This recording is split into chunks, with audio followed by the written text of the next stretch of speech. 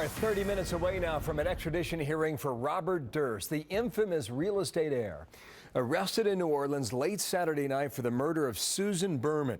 She was shot in Beverly Hills, California about 15 years ago. The arrest comes after an HBO documentary found a key piece of evidence, a letter sent to police by her supposed killer that matched handwriting from a letter that Durst had sent Berman before she was killed. Doug Burns, former prosecutor, Robert Bianchi, criminal defense attorney and former prosecutor as well. Gentlemen, good day to both of you. Thank you. He's in a bathroom. He's wearing a microphone. Yep. It is caught not on camera, but on audio, and this is how that went. Roll it. There it is. You're caught. What the hell did I do? Kill them all. Of course.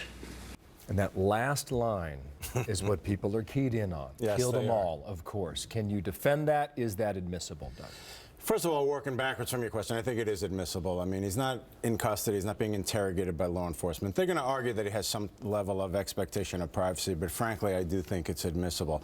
Now, the potency of it, however, I think may, on some level, people are a little too quick to just jump on and say, aha, he confessed. Because I think, and it'd be interesting to see what Bob's take is, I think that you can say, look, he was being sarcastic. There he is in an HBO documentary, and he's like, so you're saying you could argue inconclusive. Bob, if he has a good attorney, and apparently he has in the past, or other than that, he's very convincing on the stand, can you defend that?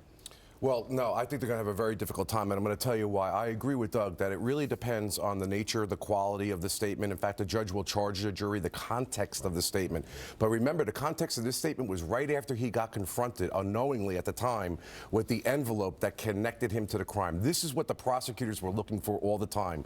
He admitted that he wrote the one envelope with the handwriting to the girl, which was brutal. He admitted that in the HBO special, and that is what connected him to the letter that was sent to the police 12 years before, in which cadaver was written on it. So when he went into the bathroom and he started talking about the statement that he was making, it was in the context that he knew he made a major mistake, and the prosecutors will connect those two events. Got it. To say okay, that. so now the restroom was public, right? Yes. So do you have a right to privacy in a public restroom? I don't think so. And there's another issue. You take it a step further, which is that he knew he was wearing that equipment, you know, and so I just don't think that's going anywhere. But I think Bob's point is very important, which is that the two letters, I think, are more important, is what he's saying, and I agree, more important than the so-called confession, because they've had handwriting experts look at it and say this is definitely the same penmanship from the same person. And then, not to be cute, but back to the old Columbo episodes, I'm serious, a little point like Beverly spelt wrong in two documents, I mean, that's very powerful in my opinion.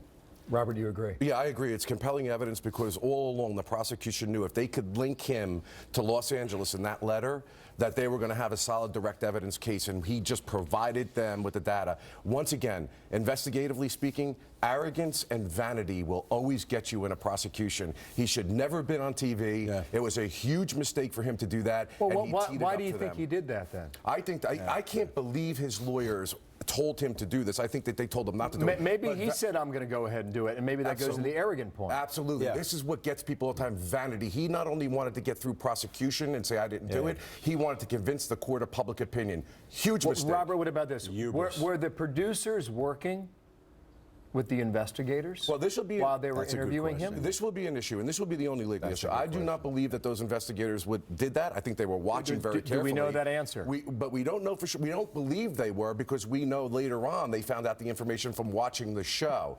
But if they were working on behalf of law enforcement, then you may have some suppression issues. Because they're an agent of law enforcement. You get this all the time where somebody, for example, in a jail cell, acting in with prosecutors, they're an agent, but I'm not so sure that was the case. But that's the legal issue, Bill. You hit it on the head. The family is very wealthy.